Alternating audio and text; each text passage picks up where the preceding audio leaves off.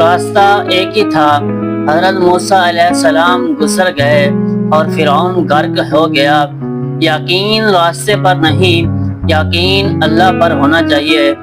اگر ہم نے کچھ لینا ہے، کچھ مانگنا ہے تو اللہ تعالیٰ ہی سے مانگنا چاہیے، نہ کہ دوسروں سے مانگے، کیونکہ دینے والی ذات صرف اللہ تعالیٰ کی ذات ہے، وہی دینے والا ہے، اس کے علاوہ کوئی دینے والا نہیں ہے، کیونکہ وہی سچا رب ہے۔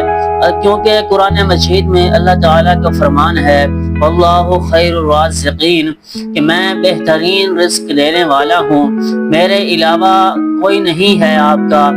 آپ کسی کو سبب تو اللہ تعالیٰ بنا سکتا ہے، اور کسی شکل میں، انسان کی شکل میں یا کسی اور شکل میں آپ کا سبب آپ کی مدد کے لیے تو کسی کو اللہ تعالیٰ بھیج سکتا ہے، لیکن حقیقت میں دینے والی ذات صرف اللہ تعالیٰ کی ذات ہے۔